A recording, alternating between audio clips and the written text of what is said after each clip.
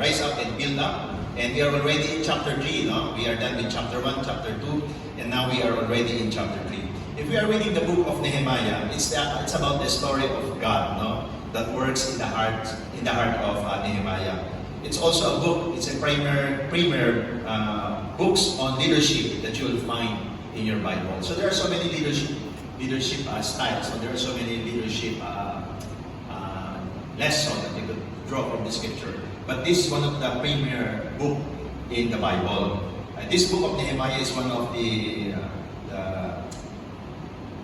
what they call this, yung book ng mga leaders, no?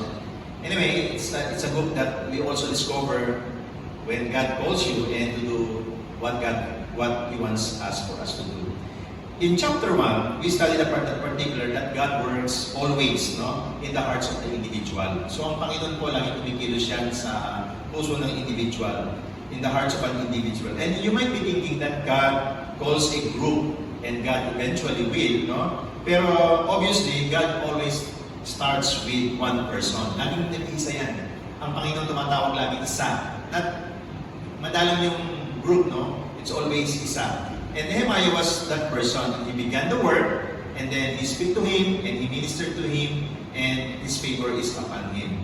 And oftentimes, the one who is being called, God breaks his heart, and then he bothers that person, and when he's already bothered, and and Nehemiah's heart was stirred up. And so for 4 months, Nehemiah prayed, Nehemiah fasted, Nehemiah confessed, especially the sin of the people. And we can see here that God used him mightily. No?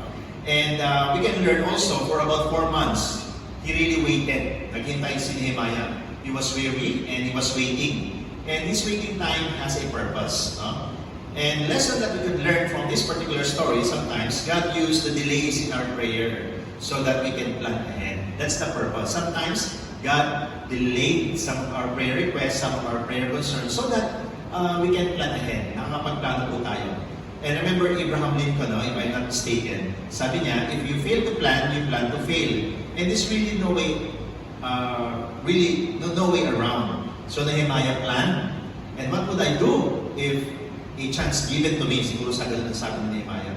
In chapter 2, in the first 10 verses of the book of Nehemiah, chapter 2, as an overview, as a review, Nehemiah got the chance. The king noticed his sadness, and he asked, what was wrong with you?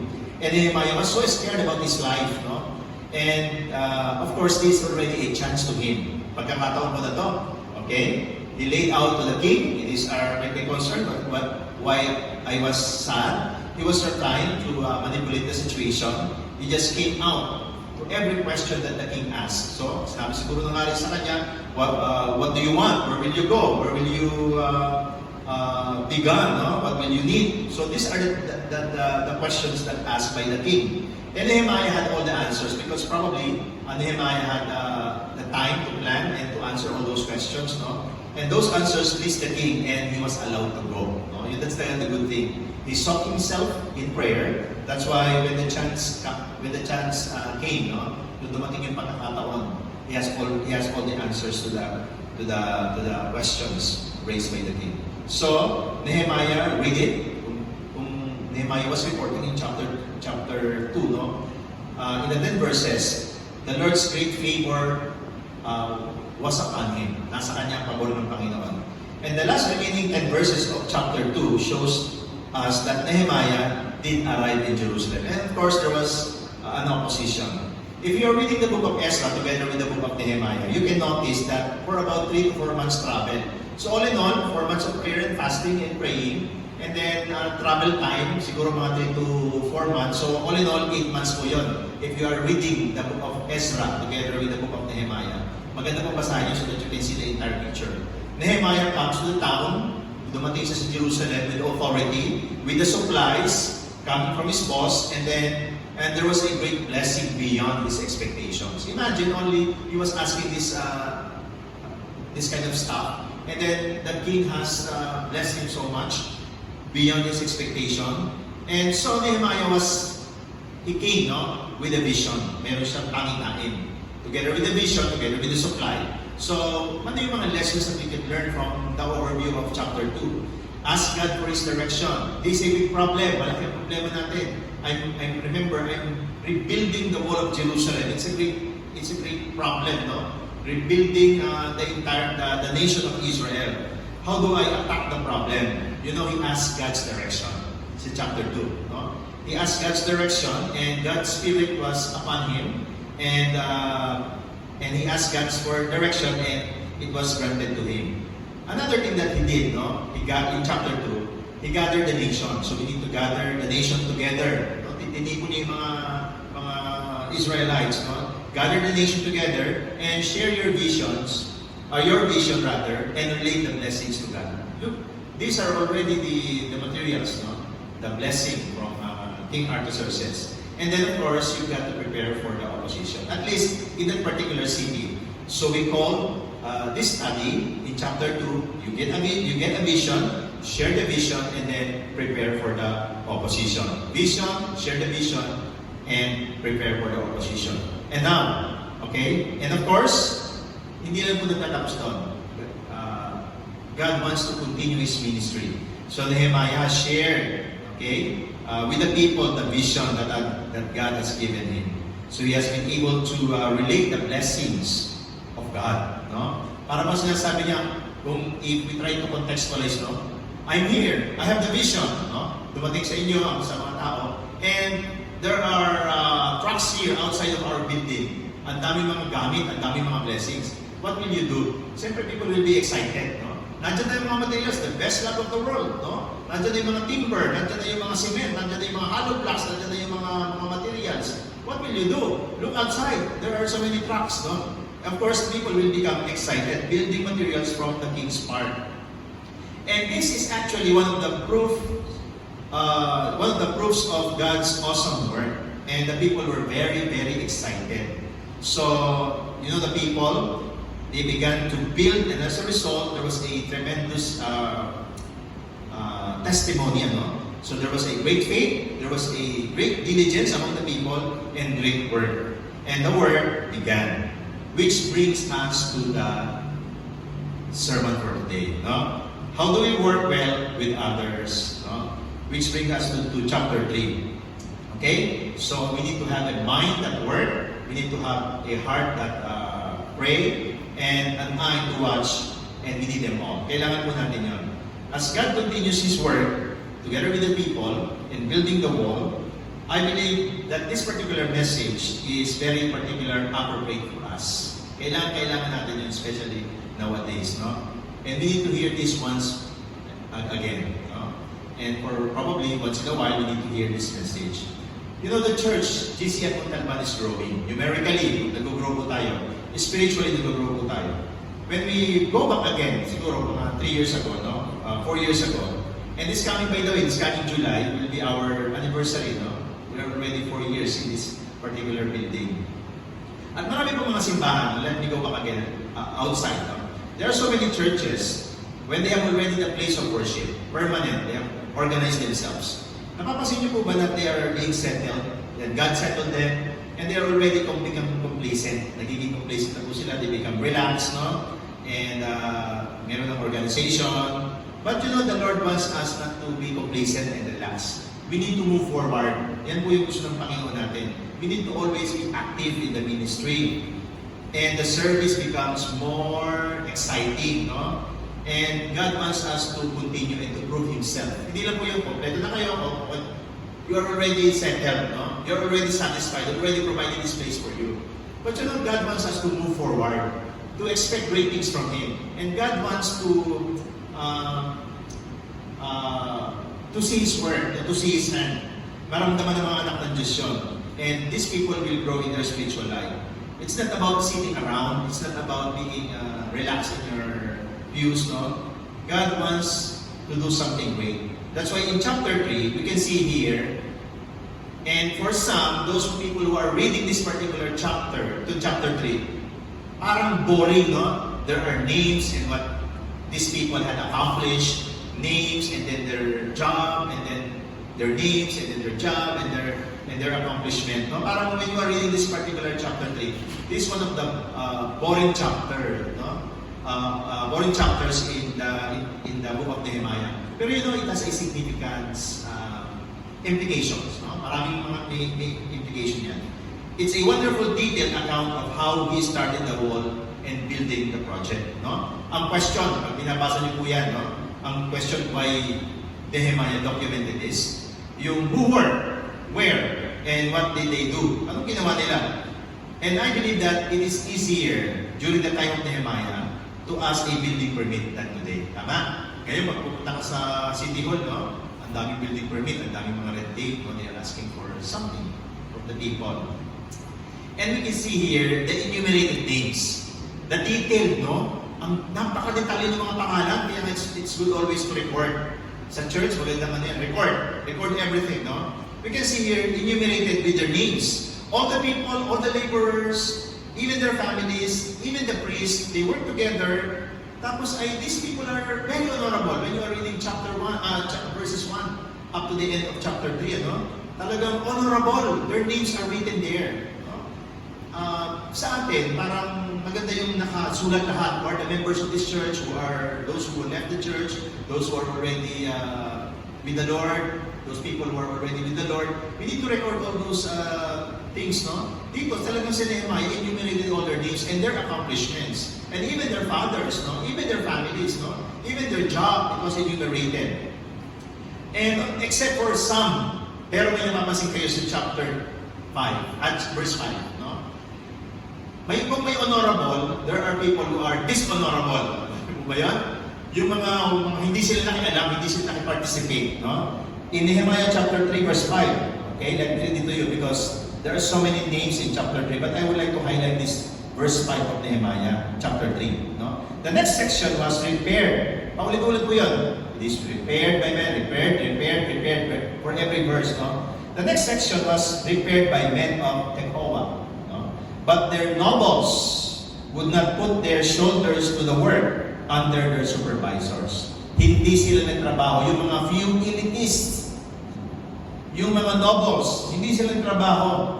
So, yun lang naman yung mga dishonorable. The rest are honorable. Di ba? So, saan ba tayo lalagay? Dishonorable or honorable? Honorable mention. So, how do we work well with others? There are leadership principles that we can learn from this chapter 3. Okay? The next verses, so mapapasin po natin, the people came to help from the smallest, kahit yung mga bata, any family member, katapat ng bahay nila, assigned, no? Kung ano katapat mo, you will build that wall, even the children, even their family members are working, except for the few elitists, the nobles, no? They don't put their shoulders to work. Pero the rest, all of them are working. Siguro mga 95%, no? I don't know. Pero sabi dito, only the noble, the elitists, they don't put themselves to work. But everyone came to help, from the smallest to greatest. They recognize their team leaders. So how do we work well? How do we work well? Number one, work together. Work as a team. So kung ikaw ay leader, God has called you to a leadership, you always work as a team. Okay? Remember these people, they came from the smallest to the greatest, and there was a warm and kind of, they have this kind of excited faith, no? Meron silang ganon. And the bond that people together in the camp, they recognize the leader. They recognize the team. Ganon po, if you are part of the team, you have to recognize who is the leader. Recognize him. And who are the members of the team. You've got to recognize. So there was a progress being made. No? Commercial po yan. Sige. There was a progress being made. And it was made quickly. Okay? Kasi po, if you don't recognize your team, that you are in the team, it will collapse. If you have two leaders in the team, it will collapse. There's only one leader. And that was the responsibility of Nehemiah. I remember year 2016, January, we were so very excited to move to another place kasi dadyan tayo sa event venue. And we are so very excited. Brother Jimmy erect this building with his workers. So we are very excited. Sabi ko, Lord, magkakaroon kami ng permanent place of worship. And July of 2016, we moved here. And everyone's very excited, no? It was a very amazing time for all of us. And it was very excited. I remember nung time na nandun pa tayo sa event venue, we move to another place, to another venue. Pag ganun, para tayo mga sojourners, para tayo mga Exodus people, no? Talagang we move to another place and everyone is very excited. They bring their guitar, they bring their materials, they bring their piano, they bring their drumstick, no? Ang dami-dami mga dala nila, tapos transport from GCF North, and everyone is excited, no? Everyone participated, everyone cooperated. Talagang lahat. No, pag may magpo-volunteer, hindi yung anong qualification mo. No, join us. Everyone is excited, no? Lahat masaya. Wala yung tipo, anong qualification mo? Ikaw ba ganito? Ganito? No qualification. Basta you join us. And it's actually a movement, no? It's actually a movement. Ang nangyayari pag naging establish ang isang church, ang isang samahan, ang original Christianity started with a movement. Pero naging establish siya, naging isang museum. That's the problem with the church, no? Naging isang museum, bawal yan, bawal dito, bawal dyan, bawal yan. Medyo nag-violate ka blank. Ganun nangyayari. Pero let's go back again to the previous years that we have. No? Everyone is very excited. They have this exciting faith, no? Parang masaya-masaya sila. Everyone helps, no? Everyone is excited. And it was an amazing time. Ang ganda-ganda pala ganun. Everyone wants to grow. You want to volunteer. Everyone wants to expand. They are open to God's hand. No? Open lahat. No? Ito lang yung time ni Nehemiah. When Nehemiah arrived. You will observe that you will find a lot more names than anything else. Ang dami-daming pangalan sa chapter 3. No? You will see that everyone had a job to do. So, they work together as a team. Another lesson, how do we work well with a team or well with others? Number one is work together, and number two leads us to number two, work with excitement. Yun sinasabi ko kanina, sarap balikan. No one was so jealous for others, hindi sila nagsiselos. Bakit siya ang naunang mag-volunteer? Bakit ako? 3 years na ako dito, bakit siya pinapasok nyo? Bakit ako ang pinili? Mga ganun-ganun, mga ganun. And everyone seemed to be excited about the position. No? Talagang, ina-assign mo ako dito, Nehemiah, so I will do my job. No? Some people were so very excited that they actually took 2 parts. Ginagawa nila ito, Wall of Jerusalem, parang across their house, the Wall of Jerusalem. Gagawin ko na rin itong part na to, and they have this big responsibility. As you read, no, through the names, you read what was being accomplished. Pati yung names nila was recorded by Nehemiah and what they had accomplished. So, siguro magandang lesson sa atin yan. No? Siguro naisip ko nga sabi ko, lahat ng mga ginawa natin, i-record natin, i-accomplish, ilagay natin ang accomplishment report. No? Maganda po yung gano'n. So, lesson for the church. This is why the church must work always. God wants us to work always. God is building a church and let us help building the church. No? So, if we do, ginagawa po natin yan, lives are being changed, no? Walls are being rebuilt, and then lives are being restored. So you work as a team, and then work with excitement, and number 3, do your share, your part. Do your part. Okay? Based on the narrative, everyone is doing their part. Lahat gumagawa. Lahat kumikilos. Hindi lang yung only few people are working, and some of the rest are just watching. Okay? Like in the church, everyone should work. No? Everyone should minister because we are all God's ministers. And everyone should be happy. Napansin niyo po, habang ginagawa, if you are reading chapter 3, everyone is happy working where God puts them. No? Kung saan sila nilagay ng Diyos, kung saan sila nilagay ng Nehemiah, everyone works, no? Everyone respect their calling. You are a priest, you are working, you are mixing the cement, you are building the debris, diba? Yung parang you gathered all the debris. You are a priest, you are a carpenter. Talagang everyone helps, no? Everyone should respect their calling. They cooperated and they participated. And there was no friction, there was no jealousy, there was no discontentment. Alam niyo ba, ang mga tao pag na-discontent na yan, aalis na yan, ganito. Pero kung talagang you will participate, talagang there will be an excitement, no? There was no questioning and there was no compartmentalizing. May mga ganun po kasi pag nagiging museum ng isang simbahan, ng isang movement. From movement to become a museum, nagiging compartmentalized na yan. Ano ba yung ministry na yan? Edifying? Dapat hindi ginagalaw yan. Okay, equipping. You think of the entire church as a whole, as a nation, as a church. No? Yung iba po kasi parang hindi mo magalaw-galaw yung ministry na yan. Kasi dapat ganito ang ministry. We try to compartmentalize. Yung Sunday school may sariling mundo. Yung fellowship may sariling mundo. Yung sa worship may sariling mundo. Dapat even the worshipers, even those people who are involved in the edifying, in the exalting ministry, in the equipping, dapat ang thinking nila isa. Halimbawa, for instance, madumi ang CR. Example, madumi ang CR. Hindi ko na ministry yan, sa enabling yan. Diba? What ikaw ang in charge sa worship. So pag may pumasok dyan, nakita madumi ang CR, hindi niya sasabihin, sino bang enabling minister dito?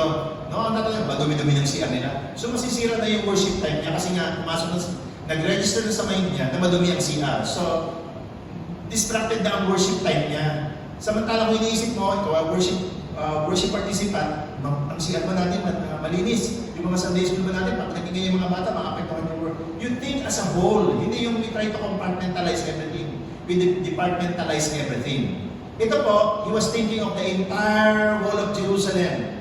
They were thinking of the nation.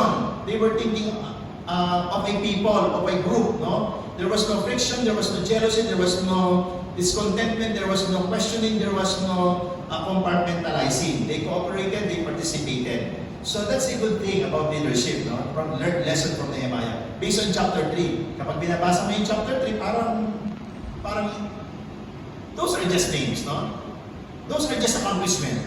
So what? Diba? That's the typical question. But you know, if you are reading it thoroughly, okay, that's why. What's the reason why these names are being recorded by Nehemiah?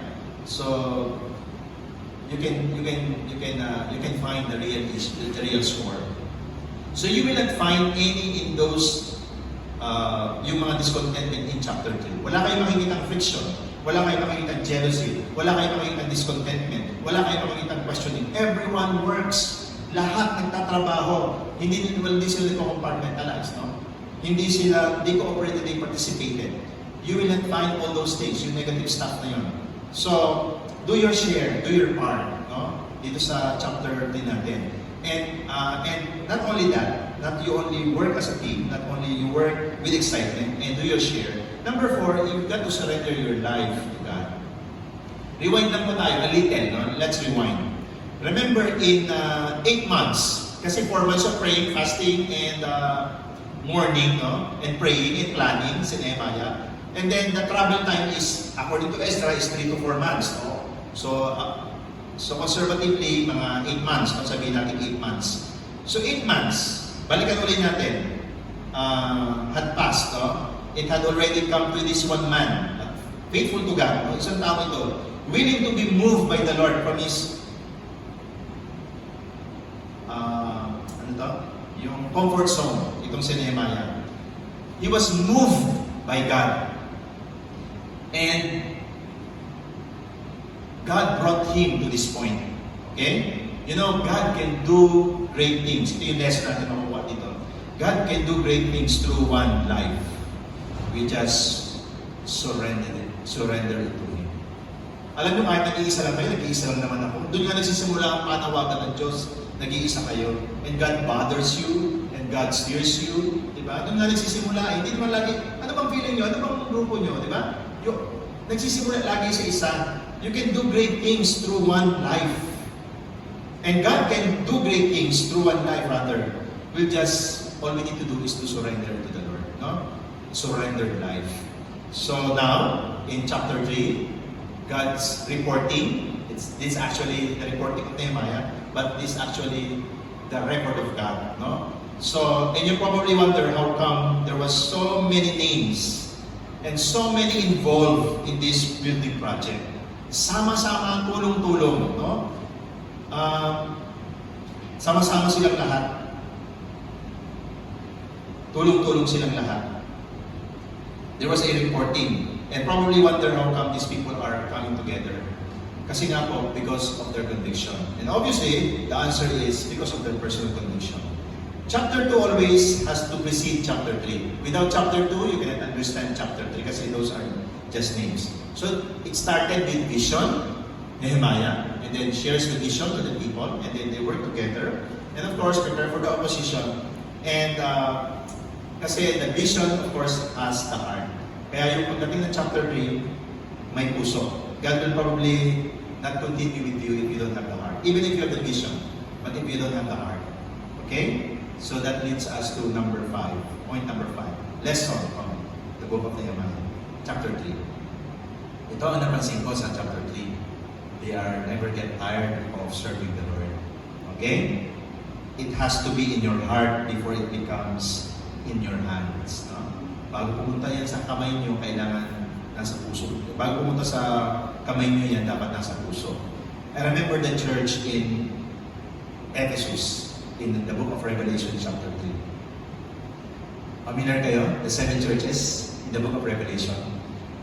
Sabi ng Panginoon sa kanya, the Lord started, no? In book of Revelation, the Lord started off with lots of compliments about the church at Ephesus. Yung 7 churches po in the book of Revelation. Sabi ni Jesus, no? Coming from his mouth, I know your works. I know your patience. I know that you cannot tolerate those people, those that are evil. And you have been tested, and you have tested those who say they're apostles, but they are not. No? They are liars. They are not apostles. No? I know about your perseverance. Alam, recorded talaga kay Jesus, no? I know you, I know your hard work, your patience. I know that you labored for my name's sake. I know that you got, and you have not grown weary, hindi kayo napapagod, and you are working. Na-recognize ng Panginoon. And the church was huge, and the church is very much influential. Talagang the church of Ephesus in chapter 2 of the book of Revelation. But then the Lord said this. Ito naman yung kanyang unang compliments. Ang daming compliments ni Jesus. Pero ito naman yung kanyang sinabi. But I have this against you. You have left your first love. Pwede ka pala naglilingkod sa Diyos na wala ka ng pag-ibig. Na pwede ka palang in the name of God, for the glory of God, di ba? Pwede ka palang nagtatrabaho na magaling ka, na to tolerate, you can distinguish between evil and evil. What is good, what's best. Alam mo agad yun, ano? You can distinguish pala. You can labor. You can have more patience and perseverance. At hindi ka napapagod. You are working well, pero you have lost your first love. Okay, nawala yung pag-ibig. And sabi ng Panginoon, but I have this against you. You have left your first love. You know, in spite of your labor, your patience, your doctrine, sabi niya dito, God was not pleased anymore. Sabi ng Panginoon, I'm not pleased anymore. Okay? I was not pleased any longer. Hindi na ako masaya. Hindi na ako maligaya. Nagtatrabaho nga kayo for the kingdom of God. You are organized. You know how to defend your doctrine. You work well. Di ba? I know your patience, your perseverance, for the glory of God. Pero you have lost your first love.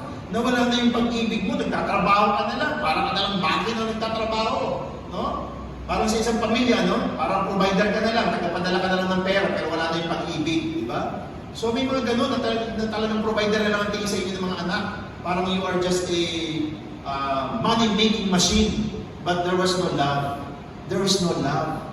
There was no connection. Wala na, no? Because the motivation for action had changed. Dati ang kanilang motivation, pag-ibig sa Panginoon. But now, wala na. They are just working for the sake of, for the glory of God. Diba? From serving out of love, they were serving out of responsibility. When we come to church, when we minister, baka out of responsibility na lang yan. May responsibilidad kasi ako. Pero nasa na yung pag-ibig? Nawawala na yung pag-ibig. Pero dito sa book of Nehemiah, let me go back again to the book of Nehemiah. Okay? Sa book of Nehemiah, it's all about love for God's calling. Panawagan mo yan, tinawag ka ng Diyos, mahal mo ang Panginoon, mahal natin ang Diyos. And we are working together. I'm here to serve because I love the Lord. Amen? So, naglilingkod tayo sapagkat mahal natin ang Panginoon. I know that if I start serving others, there will be disappointment. Remember Sanballat and Tobiah? There will be an opposition, ano? You will be disappointed. You won't be, and these people will not be grateful. Even if you work hard, they will not be grateful. Even if you work for the glory of God and because of your love, they will not notice. They will magnify the negative. And trying to magnify the little things. Di ba? They will not recognize your hard work. You won't be complimented by these people, si Tobiah at saka si Sanballat. And probably you will quit because they are rude. They are so mean. No? Wala sila. But if you do that, maraming nawawala, natatalo. And I'm always happy if you work and you will not get tired serving the Lord. Your motivation is you serve the Lord because you love Him. I owe Him everything and I love Him. Have you noticed that these people sa chapter 3 of Nehemiah, okay, yung mga builders, okay, yung mga cement mixers, they were moved because God has called them to build. Okay? Ginamit si Nehemiah, ginamit ng Diyos si Nehemiah. Yung mga priest, napansin niyo po sa chapter 3, ang mga naunang naghalo-halo ng mga semento at nag-unang nagtrabaho, mga pare, the priest, no? Together with their families, they were mixing cement. Walang posisyon yan. Hindi yung pastor ako, pari ako, leader ako, chairman ako, presidente ako ang head, ako ang coordinator. Okay? Everyone works, no? Lahat ng trabaho, mixing cement, yung mga goldsmith, yung mga rulers, trying to form the walls. Okay? Anong lesson natin nakuha dito? Remember, we are called to serve the God whom we love. Dahil naglilingkod tayo sa Panginoon, no? It's out of their personal conviction. Kaya minsan dahil sa pag-ibig natin sa Panginoon, yung personal conviction natin, we can go and work further. We can build further. And Jesus said, no, let's work together. Okay? Remember Jesus? He sent the 12 together. Napansin niyo po ba hindi siya nagpapadala ng isa-isa lang? Jesus sent the 12 together, and after which, He sent the 70 disciples together. Like, mahilig sa Panginoon sa together, no, if you are working. I remember Moses, di ba? Nung nagkakaroon ng labanan, there was a crisis. What happened? Habang pagyataas na yung rod, the favor of the Lord is upon the people of Israelites, their soldiers, their warriors. Kapag napapagod na si Moses, babagsak na kasi napapagod na siya. So yung favor naman napupunta sa mga kaaway nila, sila nagwawagi. So what happened? Tinulungan siya ng dalawang. They work together, no? Sabi ni Moses, pagod na ako. Tutulungan siya ni Aaron, tutulungan siya ni Hor. So what happened? They accomplished much when we work together. Especially during the ever-growing opposition. Yung workforce, when we work together, because we are motivated by God's love. So there are so many lessons that we could learn from this chapter 3 of the book of Nehemiah. I hope that you are blessed today. It's because of the lesson that we can learn from the living Word of God and based on the story of Nehemiah. May the Lord bless you. Let's work together for the kingdom of God because of our personal conviction that we love Him. That's why we are serving. We work as a team. We work with excitement. No? We work with enthusiasm. Okay? Let's surrender our life to Him and let's work together for His glory and for His honor. Shall we bow our heads and let's pray. Lord, maraming salamat po for this morning. May you bless us, Father. Bless our congregation who are not here. Bless them when they watch this video, Lord. And continue, Father, to shower your blessings. May you protect their family from this virus, O God. And bless them, Father. Cover them with the blood of your Son, Jesus. We thank you. We bless you. In Jesus' name we pray. Amen. God bless you.